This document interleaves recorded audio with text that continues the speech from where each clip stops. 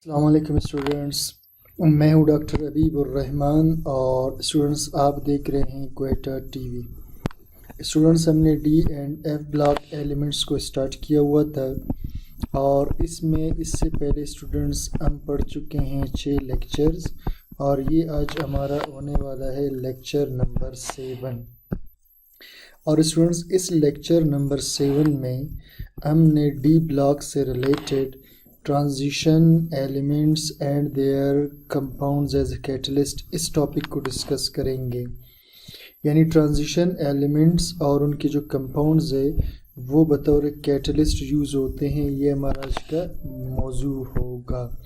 अब कैटलिस्ट का स्टूडेंट से मतलब ये होता है कि कैटलिस्ट कोई स्टूडेंट्स एटम भी हो सकता है और कोई कंपाउंड भी हो सकता है। और कैटलिस्ट का काम ये होता है कि वो स्पीड अप द रिएक्शन, कि वो रिएक्शन को तेज़ करता है। रिएक्शन को तेज़ स्टूडेंट्स कैसे करता है? क्योंकि ये रिएक्शन की जो एक्टिवेशन एनर्जी है उसको डिक्रीज़ करता है। यानी रिएक्शन को शुरू होने के लिए जो एनर्जी चाहिए, जिसे हम एक्टिवेशन एनर्जी कहते हैं, वो उस एक्टिवेशन एनर्जी को डिक्रीज़ करता है, उस टाइमिंग को कम करता है, रिएक्शन को जल्दी स्टार्ट करवा देता है। तो कैटलिस्ट के तौर पर ट्रांजिशन एलिमेंट्स यूज़ होते हैं। और स्टूडेंट्स ट्रांजिशन एलिमेंट्स आपको पता होगा कि हम डी और एफ ब्लॉक के एलिमेंट्स को कहते हैं और ख़ास तौर पर हम जो डिस्कस कर रहे हैं वो डी के एलिमेंट्स को। Most of the transition elements and their compounds are used as a catalysts. ज़्यादातर ट्रांजिशन एलिमेंट्स और उनके कंपाउंड्स बतौर कैटलिस्ट यूज़ होते हैं इन मैनी केमिकल रिएक्शंस, बहुत से रिएक्शंस में। जैसे मिसाल के तौर पर स्टूडेंट्स पहला इसके अंदर हम पढ़ते हैं आयरन को, कि आयरन कहाँ पर एज ए कैटलिस्ट यूज़ होता है। ठीक है, चलिए जी स्टार्ट करते हैं। फाइनली डिवाइडेड का स्टूडेंट्स मतलब होता है बारीक पिसा हुआ।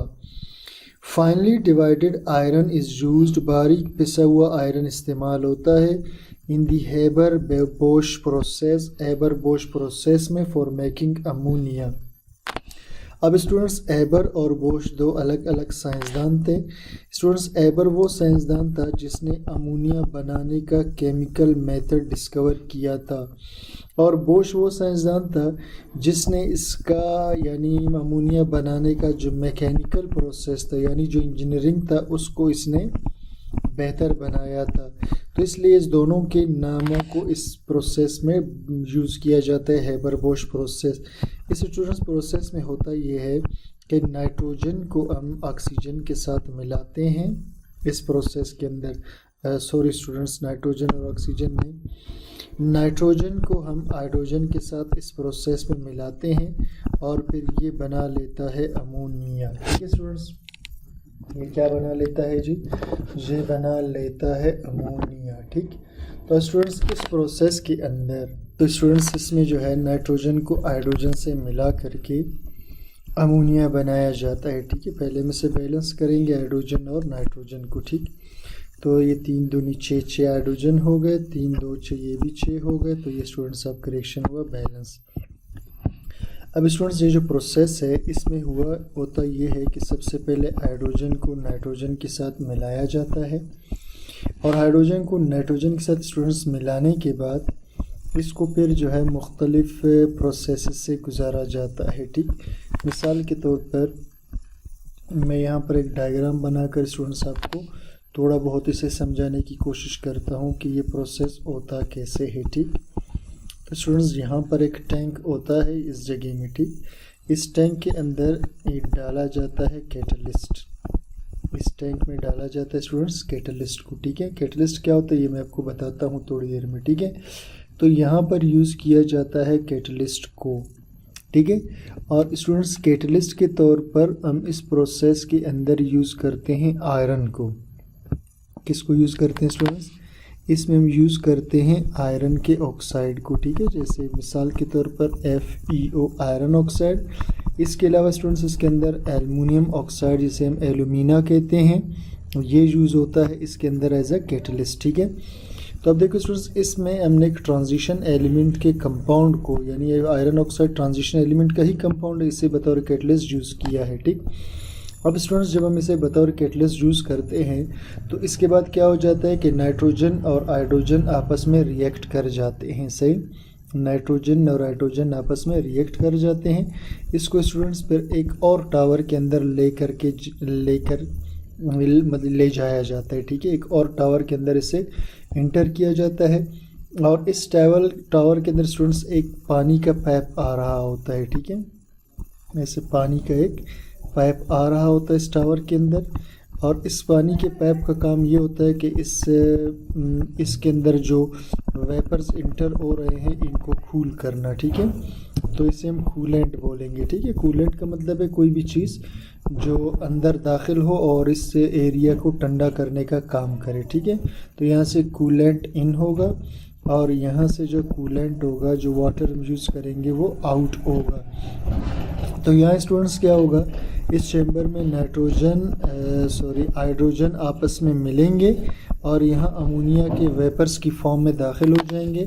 फिर जब ठंडे हो जाएंगे तो कुछ अमोनिया जो ठंडा होगा वो इसमें से बाहर आ जाएगा, और स्टूडेंट्स जो गैसेस इसमें जो है बच जाएंगे तो वो वापस यहाँ से इंटर हो जाएंगे। ये ओपन होता है, यहाँ से वापस इंटर हो जाएंगे और इस तरफ यानी हाइड्रोजन हो या हाइड्रोजन हो, दोनों आकर वापस इस साइकिल से गुजरेंगे और वो भी अमोनिया बन जाएंगे। तो स्टूडेंट्स इसमें जो है iron oxide as a catalyst use होता है। तो हम ये कहना चाहते थे, देखें कि finally divided iron is used in the Haber Bosch process for making ammonia. तो ये अमोनिया बनाने के लिए इस प्रोसेस में यूज़ होता है। नेक्स्ट स्टूडेंट्स निकल पे। अब स्टूडेंट्स ये जो रेने निकल है ये होता क्या है, मैं थोड़ा आपको समझा दूँ। इसको स्टूडेंट्स स्पंजी निकल भी कहा जाता है। क्या कहते हैं इसको स्पंजी निकल भी कहा जाता है, ठीक है। और ये होता क्या है स्टूडेंट्स, ये होता है फाइन ग्रैंड सॉलिड। ये फाइन ग्रैंड सॉलिड होता है, ठीक है। बारीक सा सॉलिड होता है, ग्रैंड से दानेदार टाइप का स्टूडेंट सॉलिड होता है, ठीक है। और ये ज़्यादातर बना होता है किस चीज़ से जी, ये होता है कंपोज्ड ऑफ निकल और एल्युमिनियम एलॉय। इस दोनों का, निकल एल्युमिनियम का एलॉय होता है। एलॉय का मतलब है मिक्सचर ऑफ मेटल होता है, ठीक है। इसको कहते हैं रेने निकल। तो रेने निकल is used in the hydrogenation. Hydrogenation का मतलब होता है स्टूडेंट्स हाइड्रोजन को दाखिल करना वेजिटेबल ऑयल तेल में और उसको घी बना देना। यानी स्टूडेंट्स ऑयल जो होता है उसके अंदर हम हाइड्रोजन को दाखिल करते हैं रेने निकल की मौजूदगी में। तो ये जो ऑयल होता है ये कन्वर्ट हो जाता है घी के अंदर। तो इस प्रोसेस के अंदर स्टूडेंट्स हम यूज़ करते हैं किस चीज़ को जी, रेने निकल को, जो कि अब निकल फिर क्या चीज़ स्टूडेंट्स, एक ट्रांजिशन एलिमेंट है जो बतौर कैटलिस्ट यूज़ हो रहा है। नेक्स्ट स्टूडेंट इसके अंदर copper. It is used in the oxidation of alcohols to produce aldehyde, ठीक है स्टूडेंट्स। मिसाल के तौर पर स्टूडेंट्स ये मेरे पास एक एल्डिहाइड, ठीक है। ये एक एल्डिहाइड है और इसका नाम है इथानल, ठीक है। अब स्टूडेंट्स मैं क्या करूँगा, इसमें एटॉमिक ऑक्सीजन को दाखिल करूँगा। तो यहाँ पर मुझे कॉपर को एज ए कैटलिस्ट यूज़ करना पड़ेगा। इसकी मदद से ऑक्सीजन यहाँ पर इंटर हो जाएगा और स्टूडेंट्स यहाँ पर इंटर होने के बाद बाकी सारा कंपाउंड वैसा ही रहेगा। ये ओ इधर आकर ये बना देगा इसको इथानोइक एसिड। तो एल्डिहाइड को किस में कन्वर्ट कर दिया जी, इसको एसिड के अंदर कन्वर्ट कर दिया किसने जी, कॉपर ने, ठीक है। इसके बाद स्टूडेंट्स है platinum. It is formerly used in the contact process. ये पुराने वक्त में इस्तेमाल होता था स्टूडेंट्स कॉन्टैक्ट प्रोसेस में। कॉन्टैक्ट प्रोसेस स्टूडेंट्स एक बहुत ही बड़ा प्रोसेस है जो H2SO4 बनाने के लिए यूज़ किया जाता है for converting SO2 into SO3। असल में स्टूडेंट्स इस कॉन्टैक्ट प्रोसेस के अंदर सबसे पहले सल्फ़र को ऑक्सीजन के साथ जलाकर सल्फ़र डाइऑक्साइड बनाया जाता था। फिर सल्फ़र डाइऑक्साइड की ऑक्सीडेशन की जाती थी और इसको सल्फ़र डाइऑक्साइड में कन्वर्ट करते थे। इस दौरान जो है पुराने वक्त में प्लैटिनियम यूज़ किया जाता था, ठीक है, जो कि एक ट्रांजिशन एलिमेंट है।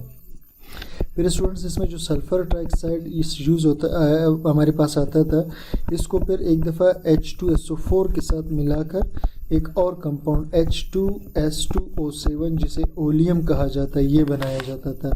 बाद में स्टूडेंट्स ये जो H2S2O4 है, सॉरी O7 है, इसको बाद में पानी के साथ मिलाकर इससे H2SO4 हासिल किया जाता था। तो ये एक पुराना प्रोसेस, यानी ये कॉन्टैक्ट प्रोसेस है जो H2SO4 बनाने के लिए यूज़ होता है। तो इसमें पहले वक्त में प्लैटिनियम यूज़ होता था। It is used in the oxidation of SO2 to SO3। तो ये ऑक्सीडेशन में यूज़ होता है। आजकल स्टूडेंट्स, आजकल विनाडियम पेंटॉक्साइड यूज़ होता है, ठीक है। यानी आजकल सल्फर डाइऑक्साइड को ऑक्सीजन डाल के जो सल्फर ट्राइऑक्साइड में कन्वर्ट करते हैं, इसके लिए जो कैटलिस्ट स्टूडेंट्स आजकल यूज़ किया जाता है वो है विनाडियम पेंटाऑक्साइड। और विनाडियम फिर क्या चीज़ है स्टूडेंट्स, एक ट्रांजिशन एलिमेंट है, ठीक। Titanium tetrachloride, it is use for the manufacture of polythene, ठीक है। अब स्टूडेंट के जो इथाइलिन होता है, ठीक है, इथाइलिन स्टूडेंट्स कहते हैं CH2 डबल बॉन्ड और CH2 को, सही। इस इथाइलिन को स्टूडेंट्स एक हाइड्रोकार्बन सॉल्वेंट के अंदर डाला जाता है, ठीक है। इस इथाइलिन को एक हाइड्रोकार्बन सॉल्वेंट में स्टूडेंट्स डाला जाता है और इसके अंदर डालने के बाद फिर एक बड़े से बर्तन में, ठीक है, इसके अंदर डाला जाता है टाइटेनियम टेट्राक्लोराइड। और फिर स्टूडेंट्स इसको मुख्तलिफ जो है प्रोसेसेस से और कुछ कैटलिस्ट वगैरह यूज़ करके आखिरकार ये इथाइलिन जो है पॉलीमराइज हो जाता है और पॉलीमराइज होकर ये इथाइल जो है बना लेता है पॉलीइथाइलिन, ठीक है। पॉलीइथाइलिन स्टूडेंट्स कहते हैं प्लास्टिक को। तो ये टाइटेनियम क्लोराइड प्लास्टिक बनाने के लिए यूज़ होता है बतौर catalyst. Manganese dioxide, it is use for decomposition of KClO3 to produce oxygen gas, ठीक है स्टूडेंट्स। अब स्टूडेंट्स ये जो हमारे पास है KClO3, इसको पोटाशियम क्लोराइड कहते हैं, सही।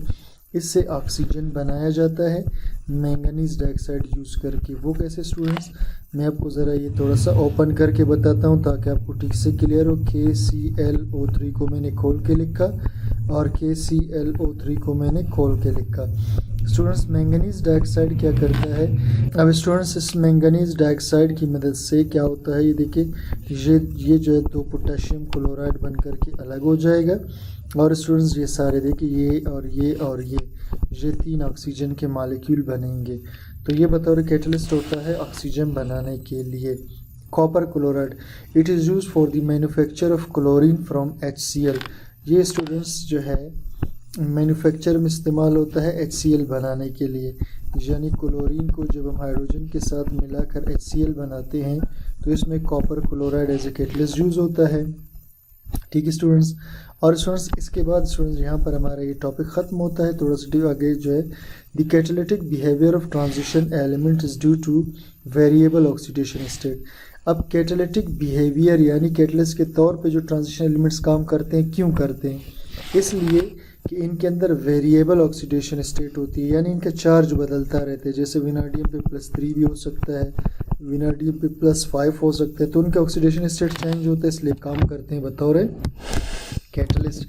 दे मे फॉर्म अनस्टेबल इंटरमीडिएट्स, ये बनाते हैं अनस्टेबल इंटरमीडिएट्स, दरमियानी compounds that help in the formation of desired product, जो डिज़ायर्ड प्रोडक्ट बनाने में हेल्प करते हैं। The catalytic behavior is also due to absorbance of gases on metal surfaces। और कैटालिटिक बिहेवियर इसलिए भी होता है कि चीज़ें या गैसेस एब्जॉर्ब होती हैं मेटल सरफेस पे। जैसे मिसाल के तौर पर स्टूडेंट्स ये जो निकल होता है, ठीक है, निकल का जो सरफेस स्टूडेंट्स ये अपने ऊपर हाइड्रोजन वगैरह इस तरह की गैसेस को एब्जॉर्ब करता है। इस तरह अगर कोई और गैस भी इसके साथ एब्जॉर्ब होगा तो ये दोनों आपस में निकल के सरफेस पर रिएक्शन करेंगे। इस तरह से ये रिएक्शंस कंप्लीट होते हैं। तो स्टूडेंट्स ये था आज का हमारा लेक्चर जिसमें हमने ट्रांजिशन एलिमेंट्स को बतौर कैटलिस्ट थोड़ा सा डिस्कस किया। उम्मीद करता हूँ आपको लेक्चर समझ में आ गया होगा। Which is clear now comment section में ज़रूर बता दीजिएगा और चैनल को सब्सक्राइब, लाइक, शेयर कीजिए। Thank you for watching.